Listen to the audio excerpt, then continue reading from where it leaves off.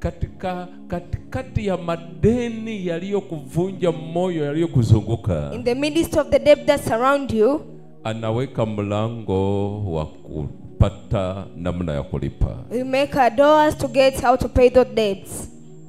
Hallelujah.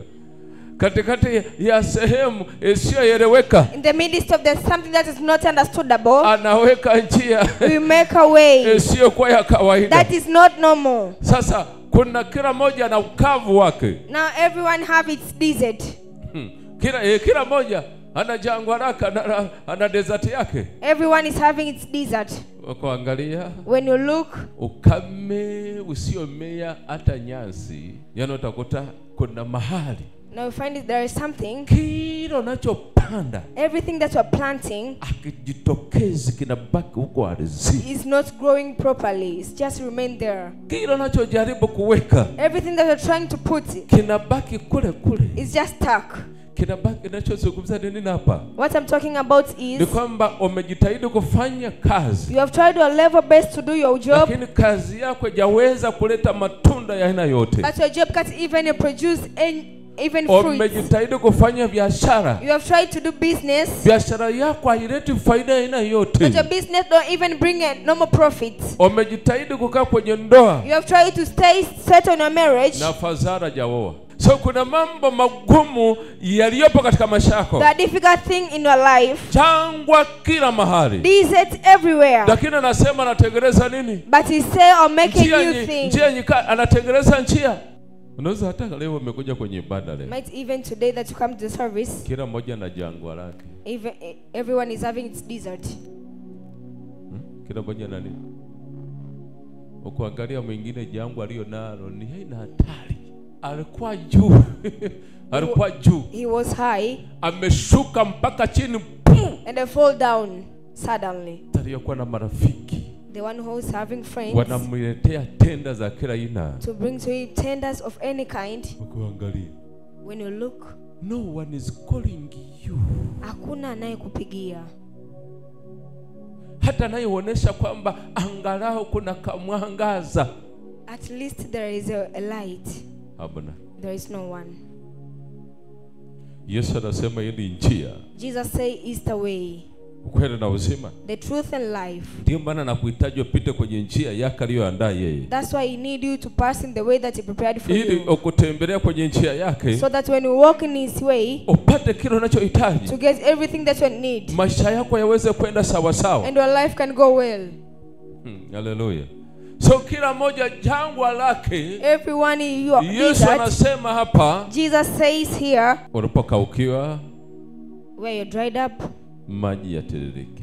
Rivers to flow. Maji yakitiririka. When rivers flow. Maana yake njaa itaondolewa. That means hunger will be removed. Ugumu utaondolewa. Difficult to be removed. Shida zitaondolewa. Problem will be removed. Changamoto zitaondolewa. Any challenge will be removed. Mtu aliyoshiba. The one who is full, hata mawazo yake yanakuwa mazuri. Even he thought to be good. Kwa sababu hana wasiwasi na kitu chochote. Because he's not having any fear. Kutana na mtu mwenye njaa. When you meet with a person who was having hunger, chochote unachomwambia kuelewi. Everything that you tell him is not understand. Kwa sababu njaa inamuuma.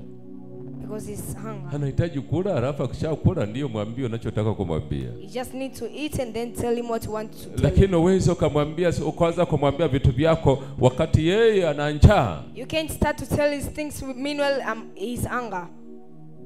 Izanguri. Kwa sababu mtu hajana chochote hapo. So unaweza kuwa hapa siku ya leo. You might be here today. Lakini upo ni kama upo. But you're just here. You are here while you're not. Kwa sababu mambo ni mengi. Because there is a lot of things. Watu walivyokuwa na kujua. When people get to know you, wakukutazama hawakuelewi. When they look at you, they don't understand. Waliwawaga huko mkoani na kuja Dar es Salaam. You say goodbye to those at the village and say you're coming to Dar es Salaam. Sasa hiyo ni miaka 20. Right now 20 years. Huko Dar es Salaam. You are here in Dar es Salaam. Lakini wakukuuliza hata ni nini umefanya Dar es Salaam? But when they ask you what have you done in Dar es Salaam, hakuna unachoweza kuonesha. Nothing that you can show. Unadhani hali ya kawaida. You think it's normal issue. Kumbuka nguvu uliyokuwa nayo na mawazo uliyokuwa nayo unatoka mkoani. Remember the power and the thought that you are having when you are removed from the village.